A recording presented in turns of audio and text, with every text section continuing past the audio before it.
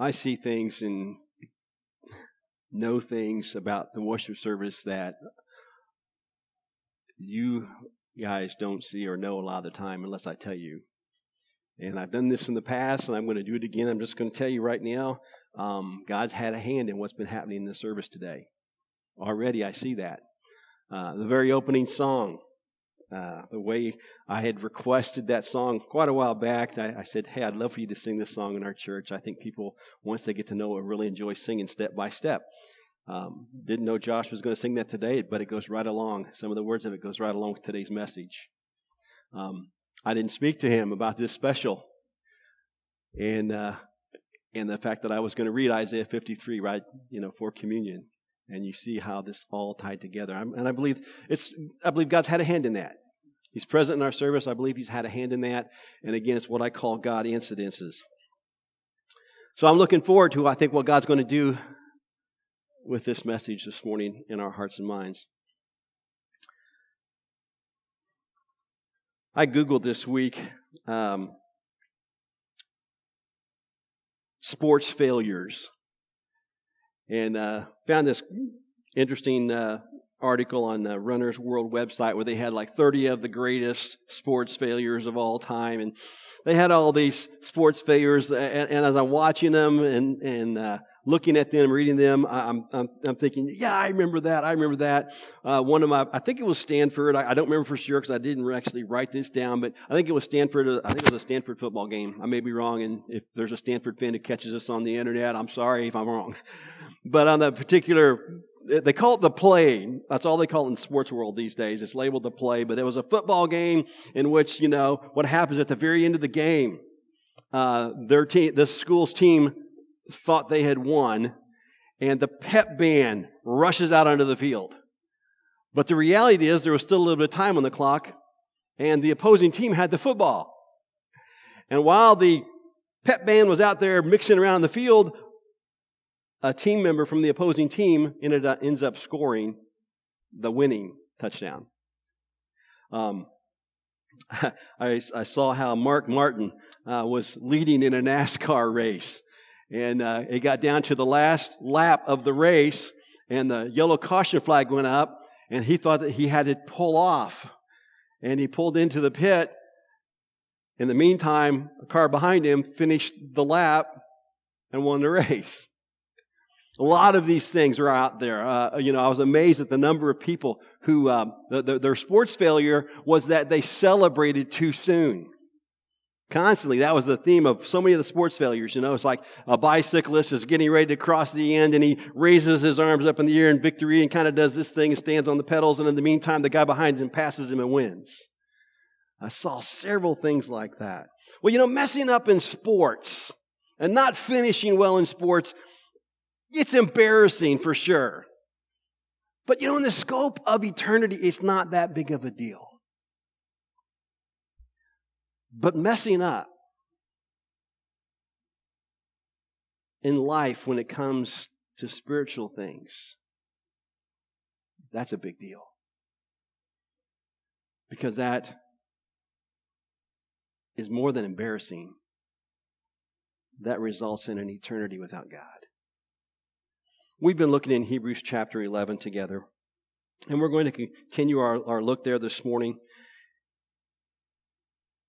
And what we're going to find is the verses we're looking at really encourage us not to fail in that way. Hebrews chapter 11, just 3 verses this morning. Verses 20 through 22. I encourage you to open a Bible or Bible app and follow along as I read these verses. Hebrews chapter 11, verses 20 through 22. We read there, by faith, Isaac blessed Jacob and Esau in regard to their future. By faith, Jacob, when he was dying, blessed each of Joseph's sons and worshipped as he leaned on the top of his staff. By faith, Joseph, when his end was near, spoke about the exodus of the Israelites from Egypt, and he gave instructions concerning the burial of his bones. After I'd made the decision to create a 7-week series, 7-week sermon series based on Hebrews chapter 11, I set to work, to map out a plan for doing that. You see, because I know how I am. I realize, that there are so many different people mentioned here in Hebrews 11. There are so many things that we could talk about, so many directions that we could take. I knew without my developing some kind of a plan, it wouldn't be a 7-week series. It would end up being 10 or 15. And I didn't want to do that because the holidays are coming.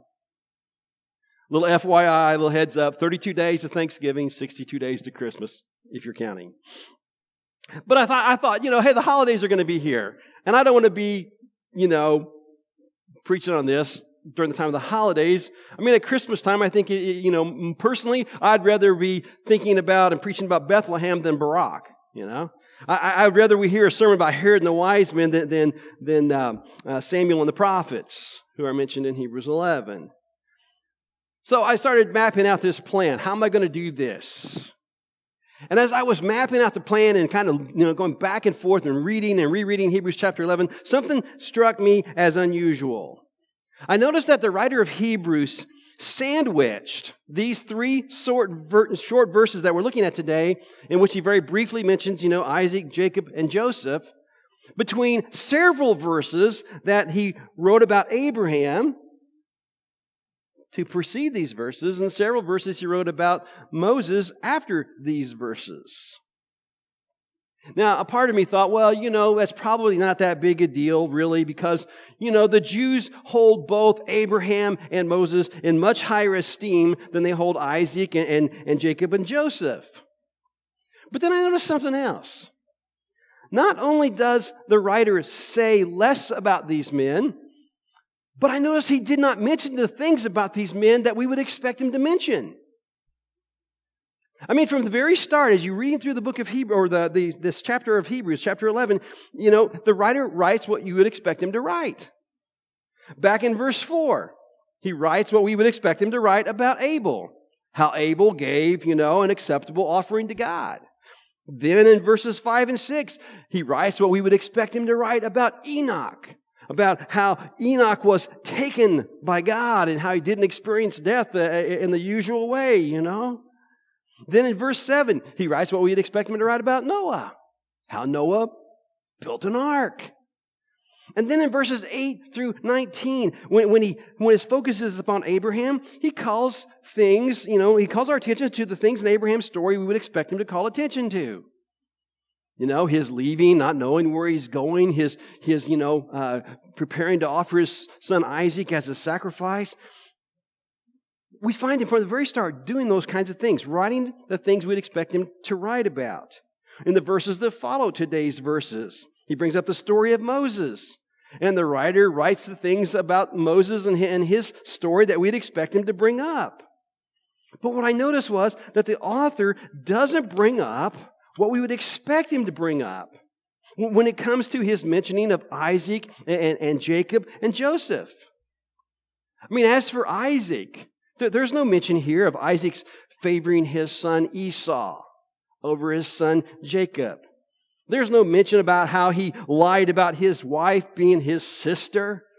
Follow Dad's example. If you remember, Abraham lied about his wife being his sister because he was afraid of the king. There's no mention of that. As for Jacob, there's no mention of God giving Jacob the name Israel. There's no mention of his having 12 sons by 4 different women. No mention of his favoring Joseph above all of his other sons. And Joseph,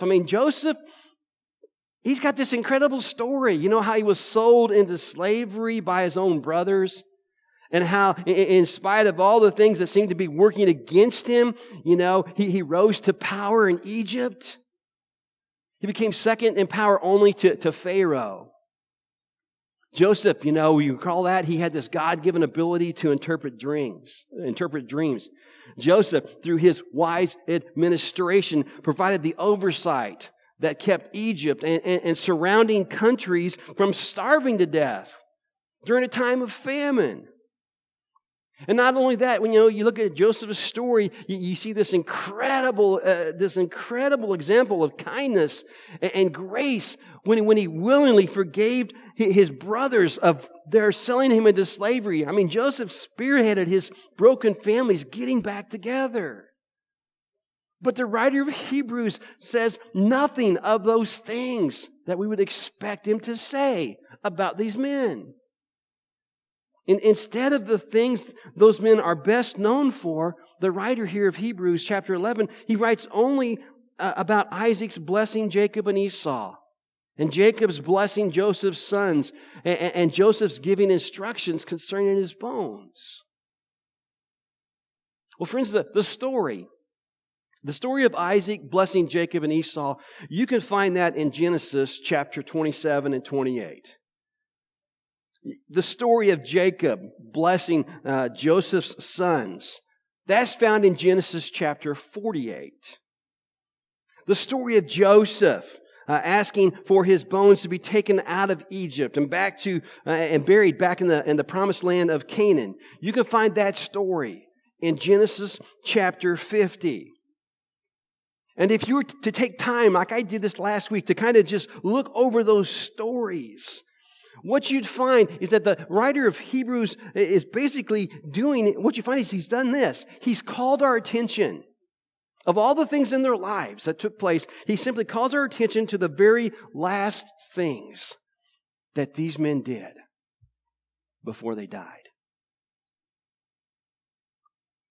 And I believe the writer did what he did here to encourage us when it comes to our relationship with God to finish well. You see, that's the one thing. That's the one thing about these three men that they had in common. That's the one thing that our writer calls attention to. They all finished well.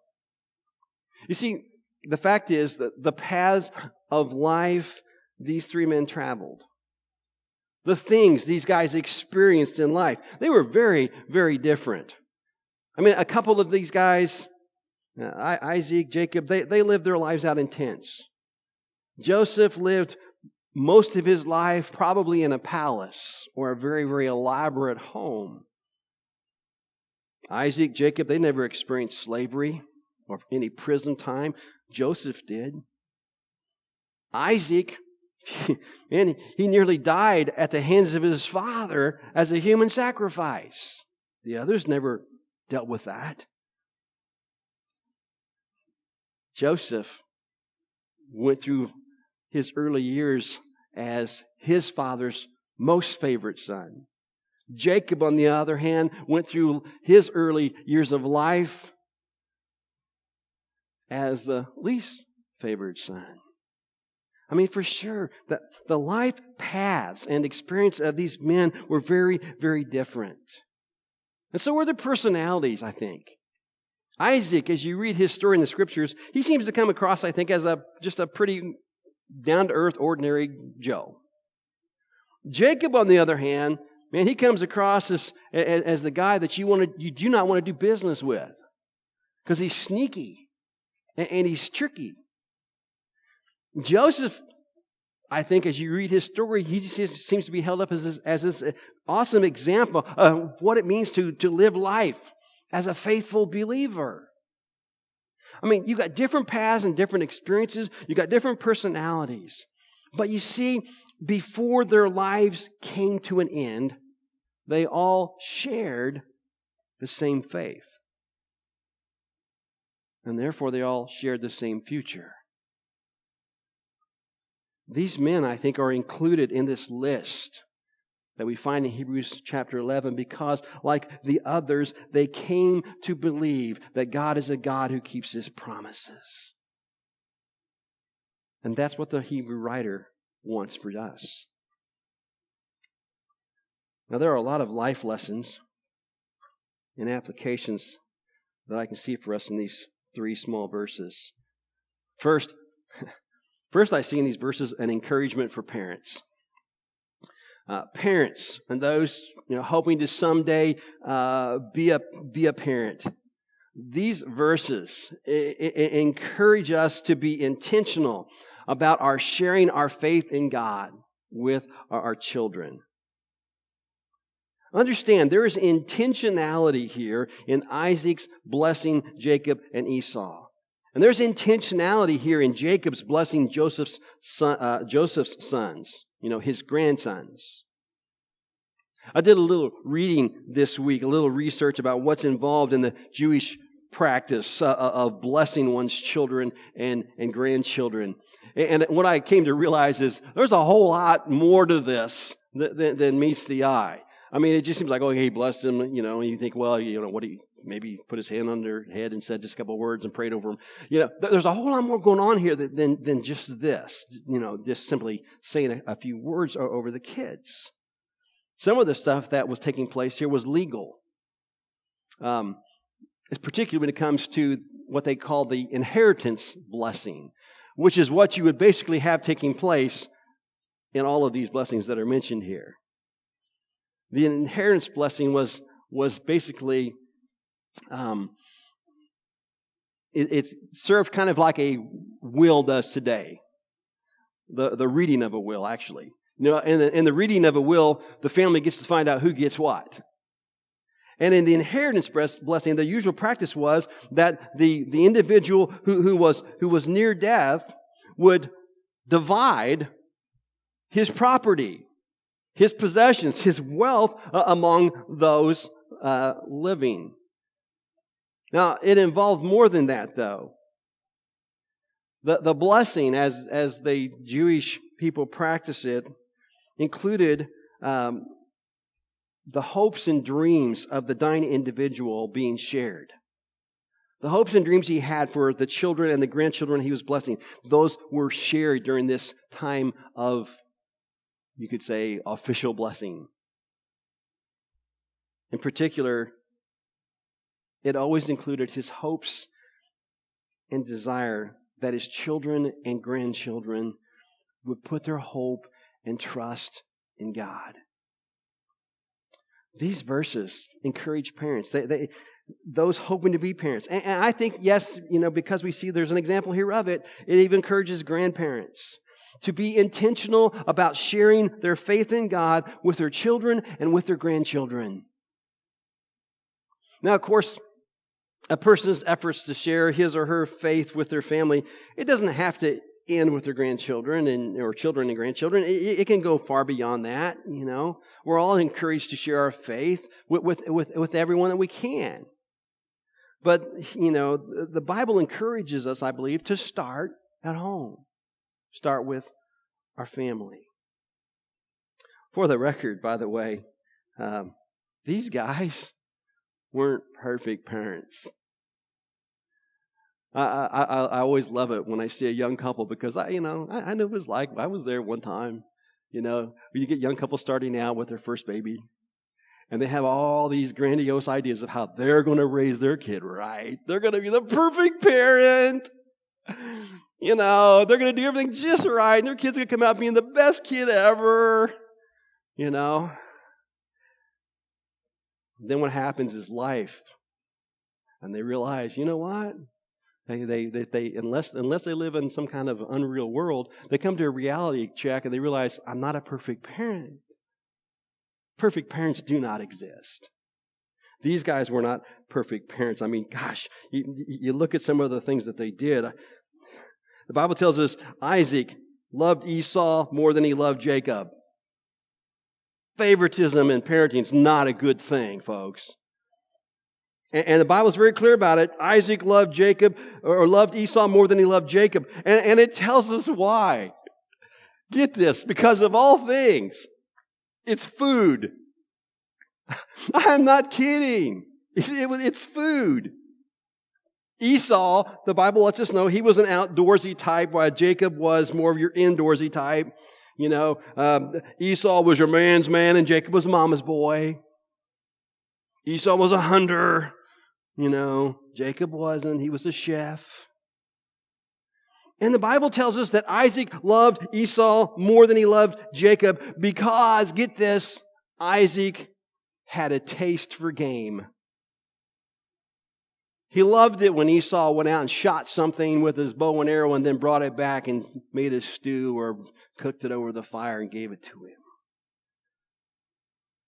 Jacob, man, he also messed up big time in his parenting skills, especially early on in his life.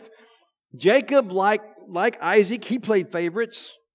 I already shared with you the fact that he fathered sons via 4 women. He had 2 wives and 2 concubines that he had sons by. And he had a favorite of the 12. And it was very well known among all the 12 who was the favorite. Joseph was his favorite. Joseph was the son of his favorite wife, Rachel. Think about that. He's got a favorite son among 12. He's got a favorite woman among 4. Think life wasn't interesting for that guy? Dr. Tony Evans claims that Jacob was knee-deep in baby mama drama. Jacob was known as a deceiver. He was known as a manipulator. He was known overall as a bad parent. Maybe you're right now dealing with a little bit of guilt in your own heart and mind because you realize you've made some bad parenting choices. Maybe you're just struggling with the fact that you've realized, some of the parenting practices you've had aren't good. The fact of the matter is, friends, none of us can go back and change the past. I don't know how many times I've heard parents say, I wish when I was raising my kids, I would have done this. I wish I would have known this, I would have done this differently. But the reality is none of us can go back and change our past. But what we can do is, friends, we can attempt to live the moment and the future as best we can. What we can do is we can attempt to share with our children where we are spiritually right now and where we hope they will be in the future.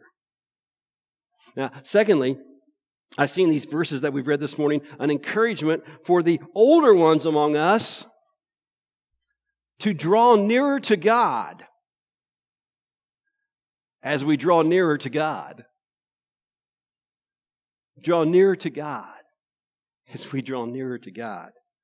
I love the way verse 21 describes Jacob, especially the last part of the verse. Again, verse 21 tells us that by faith, Jacob, when he was dying, blessed each of Joseph's sons and worshipped as he leaned on the top of his staff.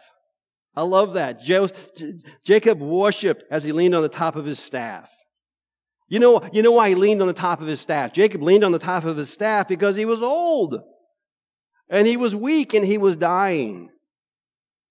Someone also, though, suggested that he also leaned upon his staff because earlier in his life he had spent a night wrestling with an angel of the Lord. And before that night was over, the angel of the Lord touched his leg and crippled him up in such a way that he had a game leg the rest of his life. But to me, here's the thing. I love how the Bible says that Jacob whined as he leaned on the top of his staff. Wait a minute. That's not what it says. It says he whimpered as he leaned on the top of his staff. That's not what it said either. It says he worshipped as he leaned on the top of his staff. I love that. Because, friends, if I live long enough to die of causes that people would look at and say he simply died of old age, that's the way I want to make my exit. Worshiping God. You see, I've been in the ministry for a long time. And I have watched in the process a lot of people grow old. And I've seen some people grow old very gracefully and very well. And I have seen some people grow old not so gracefully and not so well. I've seen some people, as they grow older, turn to whining and complaining. I've seen some people turn, as they've grown older, to whimpering and crying. Those who turn to whining and complaining, they're your grumpy, dissatisfied old boogers. They remind me of Oscar the Grouch. Those who turn to whimpering and crying, they're your always down and depressed type. They remind me of Eeyore. And I don't know about you, friends, but that's not how I want to live out the last years of my life. I don't want to be a grouch. I don't want to be an Eeyore. That's not how I want to be remembered. I want to go out like Jacob, as a worshiper. As I was thinking about Jacob leaning on his staff and worshiping, I kind of wondered to myself what was probably, I was thinking, what's going on in his heart and mind during those last days, during those last hours, during those last moments. And I may be wrong, but my guess is that Jacob's worship at that time was reflective, grateful, and anticipatory. I think Jacob, as he was nearing death, probably did some reflective worship. As he was leaning on his staff that day, I think he was probably doing some reflective worship. I think he was probably thinking back, through much of his life to things he had done, to things he had experienced. He probably, was just kind of running through life. You know how we talk about life going, it was in a flash going right before me. I think maybe this is like almost being in a near-death accident. My life flashed before me. He knows he's going to die, and I think his life is flashing before him. And I think he's looking at that, and he's putting everything in perspective, and he's recognizing how God had always been there for him, and how God had been at work through all those different things. And how he was now enjoying this very special closeness to God. And I think Jacob worshiped God for the way things in his life had worked out to lead him to the faith that he now had in God. So his worship was reflective. I think his worship was also filled with gratitude. I think Jacob was grateful that in spite of his many parenting blunders, his family was reunited, and it was at the moment getting along well, and it was doing well. I think Jacob probably thanked God for his getting to see Joseph again. He had given him up for dead at one point in his life.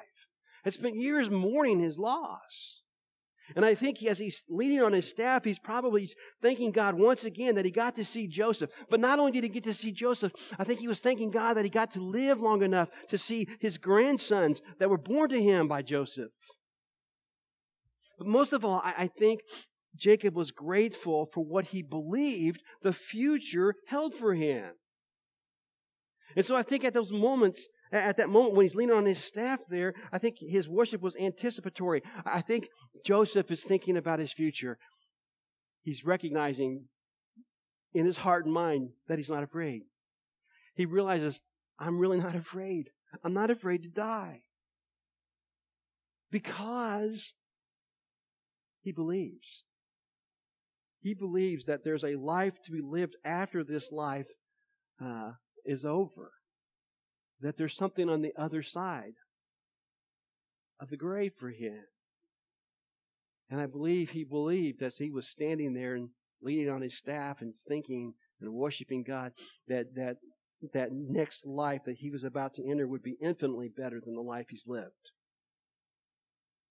And the best part of it would be that he would be able to live in a very special, close relationship in the very presence of God and with God.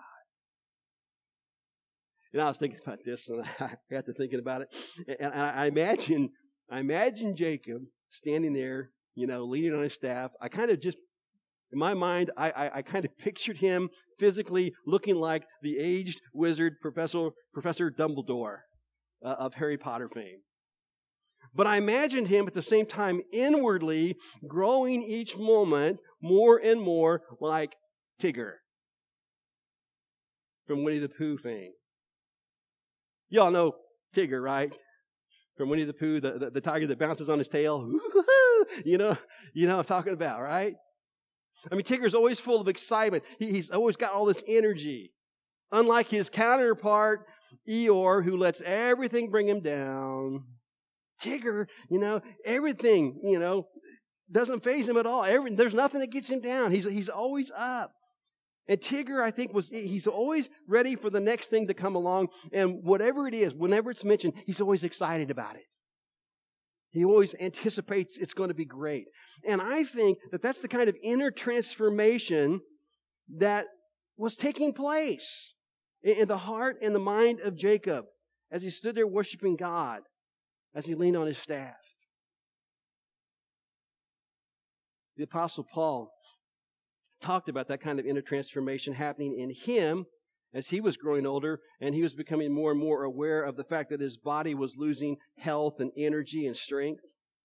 Now, obviously, Paul did not write, that he felt like he was becoming a Tigger on the inside, because the fictional character Tigger wouldn't be created until 1924, some 1900 years later. But if Tigger had been around, I wonder if Paul wouldn't have used him as an example and said, this is what I feel like on the inside. What we do know is Paul wrote how in spite of the fact he knew his body was shutting down, he realized his spirit on the inside was gearing up. Listen to the way Paul puts it. He describes what was taking place in his life as he was nearing death. In 2 Corinthians chapter 4.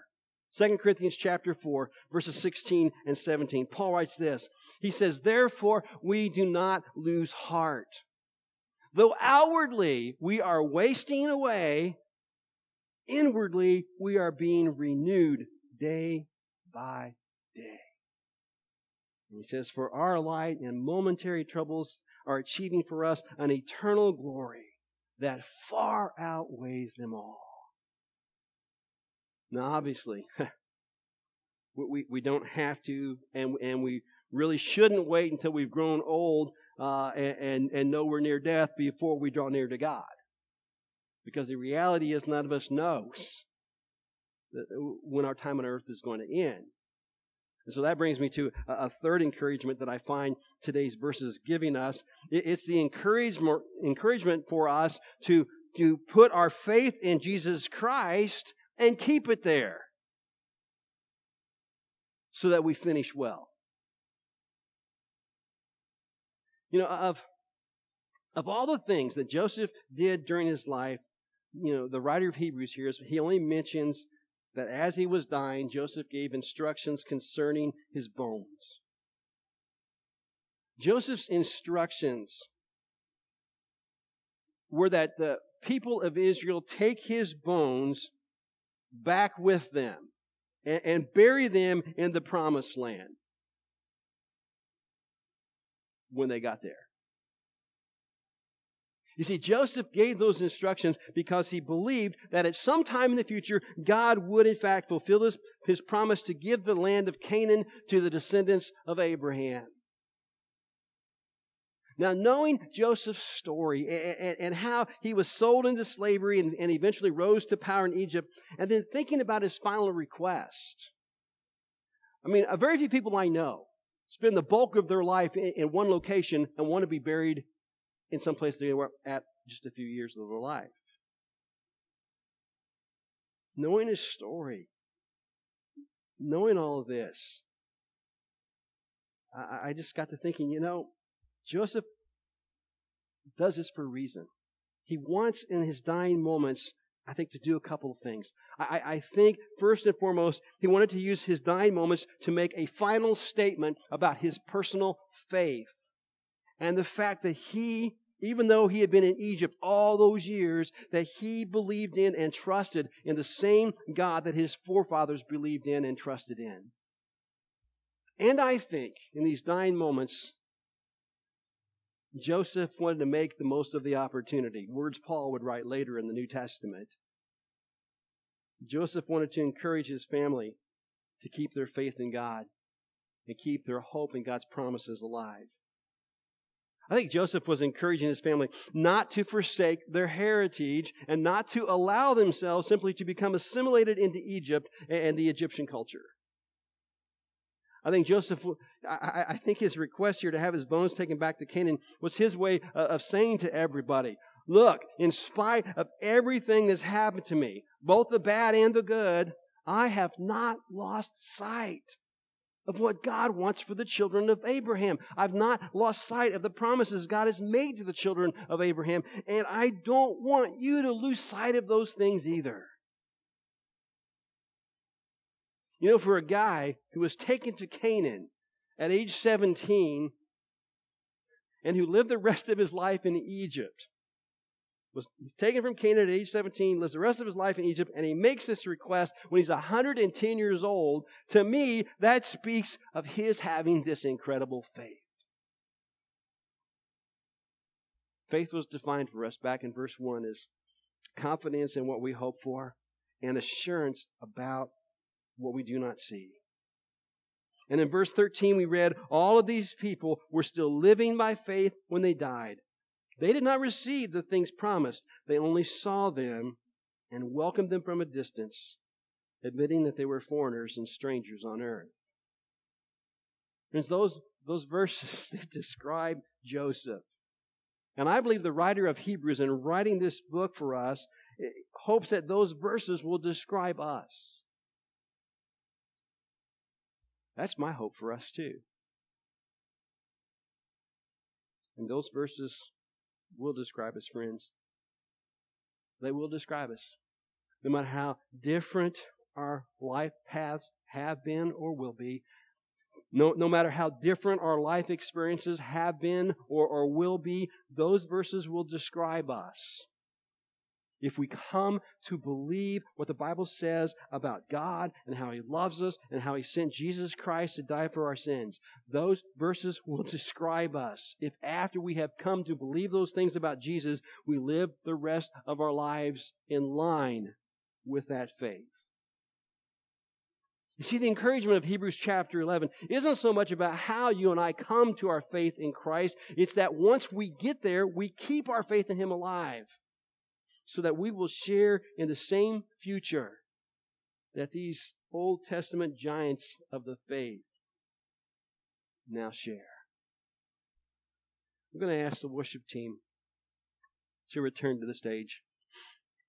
And I want you to stay with me as they're coming up, because I want to just read a few more verses that the Apostle Paul wrote.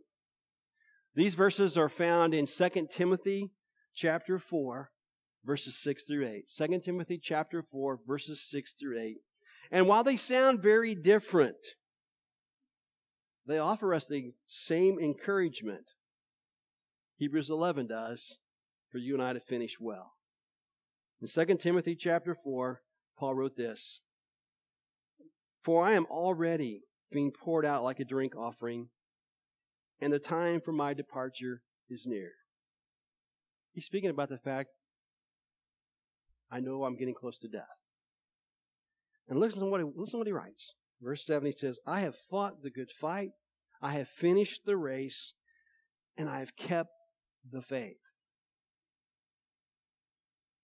It's not enough, friends, to fight a good fight and to finish the race. There are a lot of people who fight a good fight against cancer and who finish the race. They fight a good fight and they die. But they die without faith. You've got to have the faith to get what Paul talks about next. Paul says, I fought a good fight, I have finished the race, I have kept the faith. Now what? Now, because I have kept the faith, there is in store for me the crown of righteousness, which the Lord, the righteous judge, will award to me on that day. Speaking of the day of His death, the day of His departure from this world. But he says, and this is for you and me,